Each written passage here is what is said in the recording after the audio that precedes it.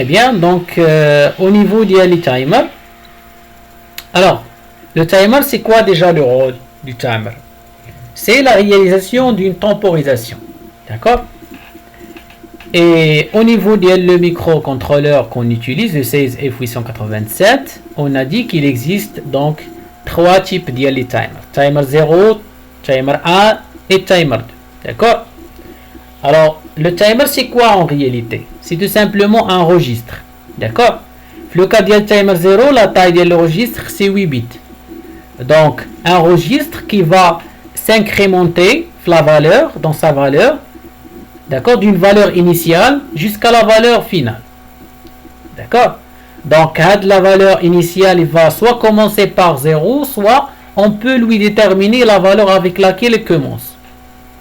Et une fois on lui donne donc le signal ou bien l'ordre le comptage, il va compter avec une fréquence ou bien avec une vitesse bien déterminée qu'on lui donne à travers son entrée.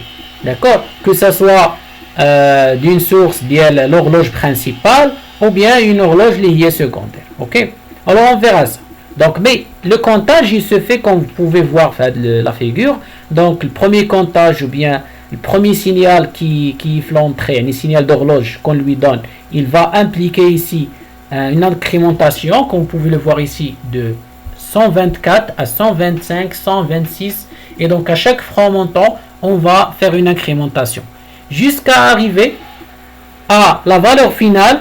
C'est quoi la valeur finale? 8 bits, c'est 255. Une fois on arrive là, eh bien, automatiquement, il va revenir l'état 0. D'accord? De 255 vers 0. À ce moment-là, il va lever ce qu'on appelle un drapeau, bien un flag en anglais. Il va le lever, disant, voilà, j'ai terminé mon comptage. D'accord? Eh bien, c'est ce drapeau-là qu'on a vu le registre Inchcon qui va être levé, donc au départ à 0, et une fois on termine le comptage, c'est-à-dire on passe de 255 à 0, le bit T0IF qu'on a traité le registre Inchcon, il va être à 1, il va se mettre à 1. D'accord? Et donc c'est ce concept le changement d'état, le bit flag, qu'on va exploiter pour faire ce qu'on veut au niveau de la routine d'interruption. D'accord? Alors, mais qu'est-ce qui régit la vitesse le comptage ici? D'accord? C'est ce qu'on va voir les slides suivants.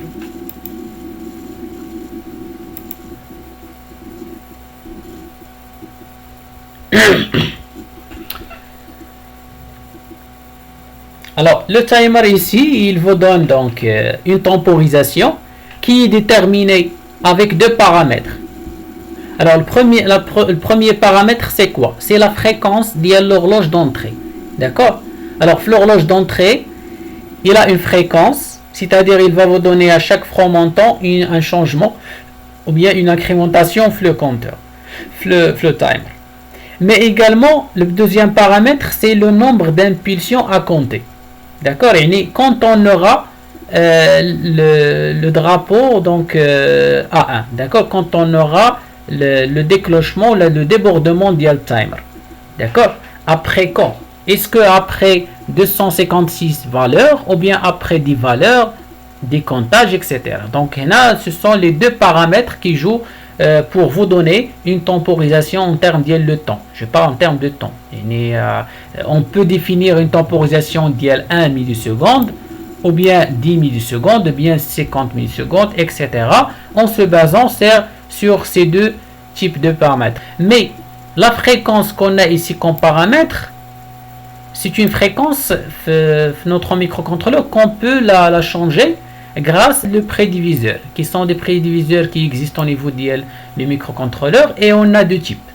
On a un qui est fixe et on a un autre qui est variable ou bien réglable. D'accord? On peut régler son rapport de division.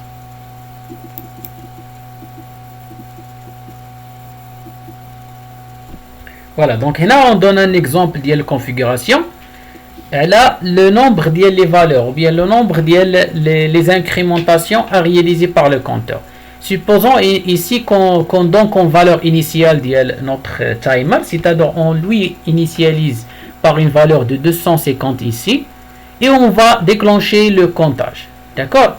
Alors une fois on déclenche le comptage, il va compter 255, 250, 251, 52, 53, ainsi de suite, jusqu'à 55, et il revient à 0. Donc pendant ce comptage-là, ces incrémentations, on a compté 6 impulsions. D'accord?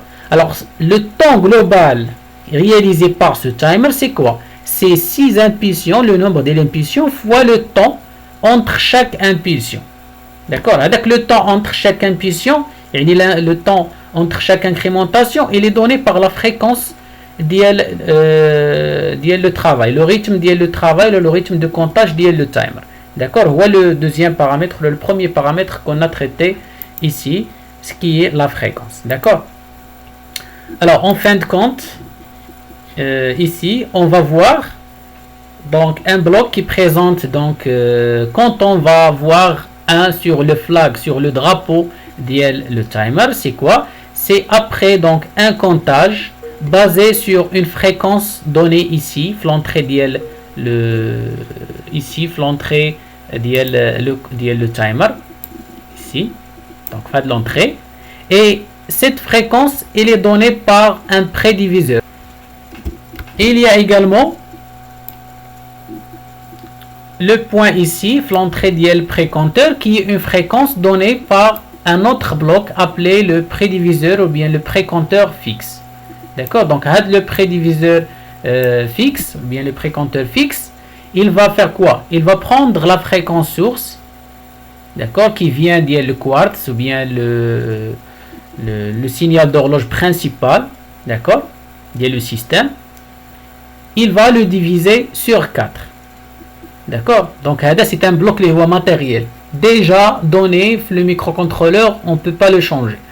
D'accord? Si vous donnez comme exemple l'entrée du microcontrôleur 8 MHz, d'accord, le quartz, et bien automatiquement il va donner la sortie le prédiviseur fixe 1 méga, donc il va diviser, pardon, donc 2 mégas ici, il va diviser sur 4, d'accord, et ensuite on a un bloc de précompteur réglable qu'on peut l'activer ou bien le sauter, d'accord, on peut le sauter, donc ne pas l'utiliser, d'accord, on peut faire ça grâce à des registres de configuration. S'il est activé, par exemple, ici, le rapport ici de division, je suppose qu'il est 2, automatiquement, il va nous diviser la fréquence d'entrée qui est 2 MHz, il va la diviser par 2, il va donner la sortie 1 MHz. D'accord? Et dans ce cas-là, qu'est-ce qu'on va faire? Donc là, le paramètre fréquence qu'on donne, le compteur, le timer qu'on a ici, donc ça c'est le timer, on donne comme fréquence 1 MHz, c'est-à-dire, si vous voulez, donc en temps, ou bien avec une période, si on le convertit en période, ça va être quoi? Automatiquement 1 méga, donc 1 sur 1 MHz, ça donne 1 sur 10 à la puissance 6, c'est-à-dire 1 microseconde. Et bien chaque microseconde, notre timer ici, il va faire une incrémentation. Et une fois arrivé à la fin, il va lever le drapeau. D'accord? Donc, voilà l'astuce qui régit donc le compteur d'IANA, le timer. Et ça, on peut le résumer grâce à cette formule qui est donc le temps global consommé par le timer. C'est quoi? C'est le temps ou bien la période d'IL quartz qui est donnée par la fréquence source, d'accord, multiplié par la valeur d'IL précompteur fixe qui est automatiquement 4, multiplié par la valeur d'IL précompteur réglable.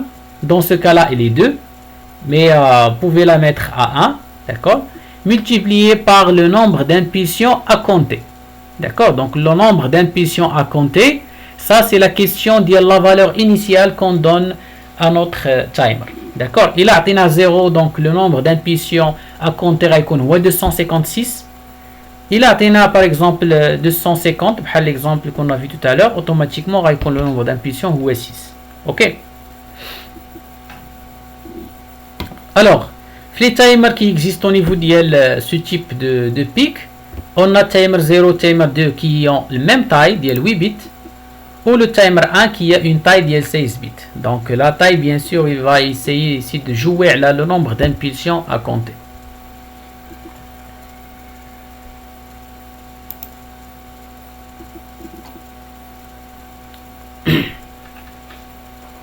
Alors, donc avant de passer voir donc la suite ici. Alors là on a déjà compris bien il y a un paramètre sur lequel on peut jouer les la valeur initiale. D'accord, c'est clair. Les ici le programme donné par le nom de TMR0. Donc le TMR0 ici c'est quoi? C'est tout simplement notre registre de timer 0. D'accord. Et là, si vous n'avez pas donné une valeur ici, il va commencer tout simplement par 0. Mais là, le programme, on a donné la valeur d'il y a 86. Que vous pouvez changer, par exemple, à 150. D'accord? Et faire le test. Et à chaque fois vous changez, essayez de remarquer que c'est quoi l'effet sur le clignotement des LED que vous avez sur le port B. D'accord? Donc, c'est le premier paramètre au niveau du timer. Mais vous pouvez également poser la question par rapport à l'activation du timer. Comment on a activé le timer? Eh bien, sur la ligne IntCon que vous avez ici, la ligne qui est là, qu'est-ce que vous avez? Vous avez IntCon est égal 0x à 0. D'accord? Alors, cette ligne vous permet d'activer le timer 0. Comment? Tout simplement, vous devez donc convertir à de la valeur en binaire pour pouvoir comprendre. Et revenir bien sûr l'intcon. D'accord? Alors, il y a donc l'intcon, tout à l'heure. Marquez bien, on revient ici. Alors, je prends du texte et je vais essayer de donner une valeur à ce registre tout en activant bien sûr le timer 0. D'accord? Alors, je n'ai la première valeur à donner. Donc, on a déjà le General Interrupt ou la Global Interrupt Enable. Donc, c'est la première chose. Et je vais donner 0 le bit les périphériques. Donc, on n'a pas besoin des périphériques. Et je vais donner 1. Remarquez bien. 1 le T0 IE. Et ensuite, donner 0 les autres types les interruptions. J'essaie de faire donc les bits parce qu'ils soient donc correspondent très bien les bits des interruptions. Donc les autres qui restent, ce sont bien sûr des bits les flags, les drapeaux. Les drapeaux, ce sont les indicateurs de déclenchement d'une interruption. Ils doivent être au départ à 0. Donc on va les initialiser à 0. Donc comme ça a de la valeur, il est de là donc la conversion, l'hexadécimal, vous allez tomber à 0x à 0. D'accord? Il y a la valeur qu'on a donnée, l'intcon, pour pouvoir tout simplement activer le timer 0 et initialiser tous les flags, ou bien en particulier le flag du timer 0 qui est les bits numéro 2. D'accord? Donc voilà ce qu'on a fait la ligne de l'intcon ici.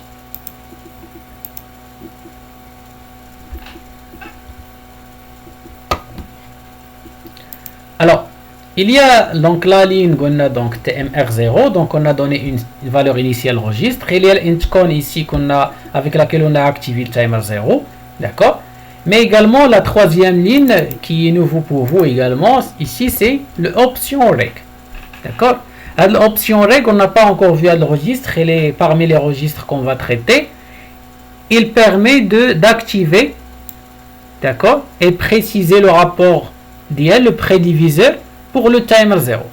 Donc le registre, il est là tout simplement pour activer le prédiviseur pour timer 0 et donner le rapport de la division.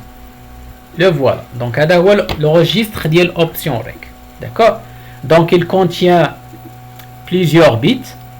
Entre ces bits là, on s'intéresse nous au bit ديال le PSA, PS2, PS1 ou PS0. D'accord? هادوما les bits qui nous concernent pour pouvoir mettre le prédiviseur qu'on a traité ici, le prédiviseur réglable. D'accord? Donc, qu'est-ce qu'on va faire? Donc, faire le registre. Tout d'abord, il faut donc mettre le PSA, donc le mettre à 0. Pourquoi? Pour attribuer le prédiviseur au timer 0. D'accord? Parce que là, le bit, il nous donne la possibilité de donner le prédiviseur timer 0, c'est-à-dire le connecter avec, ou bien sauter le prédiviseur et donner ce prédiviseur à un autre compteur, les appelé ici le watchdog. Nous, on a besoin de le donner le timer 0, on doit donner ici 0. Et le PS2, PS1, PS0, ce sont des bits qui nous déterminent le rapport de division. D'accord? Selon le tableau que vous avez ici, donc les valeurs données les bits, ils vont nous déterminer ces rapports que vous avez ici. Soit on va diviser la fréquence par 2, soit par 4, soit par 8, par 16, par 32, par 64, 128 ou bien 256. D'accord? Donc on a 8 possibilités ici de division. Ok? Donc les bits qui concernent l'option reg, qu'est-ce qu'on a donné nous? L'exemple, remarquez bien. Option reg, on a donné 0, 8, 4. D'accord? Autrement dit, si on veut donc la convertir le binaire, en binaire c'est 1, 0, 0, 0 et un autre 0, 1, puis 0, 0. Je crois c'est tout. Donc, 4. Voilà. Donc, à dire la valeur en binaire. D'accord? Si vous donnez la valeur, l'exemple ou bien le registre qu'on a ici, remarquez bien. Donc, on dit 1, le bit numéro 2. D'accord? Le bit numéro 0, bit numéro 1, numéro 2. Donc, le bit numéro 2, on dit 1, ou on dit 1, le dernier bit, les OS7. Alors, on revient ici. Donc, il a atteint ici donc 0. Et ici 0. Et ici 0. Automatiquement, on est le cas de la division ici. Par 32. D'accord? Sachant qu'on a donné 0 le PSA. Cela veut dire qu'on attribue ici le prédiviseur au timer. Et on a 1, 0, 0. Cela veut dire qu'on est la division sur 32. D'accord? Donc, il y a un deuxième paramètre sur lequel vous pouvez jouer au niveau du programme pour changer. Bon, on a donné ici le 1, le dernier bit, le RP PU. Cela veut dire que le bit concerne donc les résistances de pull-up au niveau du port B, le microcontrôleur. On ne s'intéresse pas pour le moment. Donc, c'est les résistances pull-up, les donalium donc précédemment. Il existe au niveau interne du microcontrôleur pour éviter les résistances de pull-up, la réalisation d'un système à microcontrôleur. D'accord? Si on utilise bien sûr ça, ou bien on a des entrées, des boutons poussoirs sur le port B. Ok, donc il est activé à 0. Là, on a donné donc 1 pour les activer. Pour nous, peu importe le problème parce qu'on n'utilise pas donc les entrées, le port B. Quoi d'autre? Donc voilà, donc si on retourne l'exemple, donc vous avez maintenant deux paramètres. Le premier pour le changer donc WTMR0, mais ce n'est pas le programme principal, mais au niveau du programme qui est l'interruption. Et vous avez la possibilité de changer sur la valeur de l'option reg afin de mettre des rapports différents du prédiviseur. D'accord? Parfois divisé par 32, par 16, par 2, et essayer de remarquer la différence au niveau le résultat, les clignotements du port B. Donc comme ça vous allez comprendre qu'est-ce que se passe derrière donc le changement les deux paramètres. Donc à part ça, donc au niveau le void interrupt, après avoir activé donc le timer, une fois on est le programme principal, le timer il va compter en se basant sur la fréquence donnée avec l'option reg et avec la valeur initiale qu'on lui a donnée. automatiquement, une fois il arrive à la valeur finale, il va déborder. Il va déclencher l'interruption. Ce qui veut dire, on va sortir du while 1, entrer ici, on va faire un comptage, une incrémentation le compteur qu'on a déclaré ici, d'accord? Et après l'incrémentation, on va réinitialiser la valeur du timer 0 parce qu'il est à 0 maintenant. Et ensuite, il faut mettre à 0 le drapeau. Ça, c'est essentiel. D'accord? Et en fin de compte, on rajoute de la ligne pour s'assurer qu'on a réactivé, on a activé de nouveau l'interruption du timer 0. Donc, à deux les lignes qui concernent bien sûr la fonction interrupt. Et voilà, donc je vous laisse tester vous-même.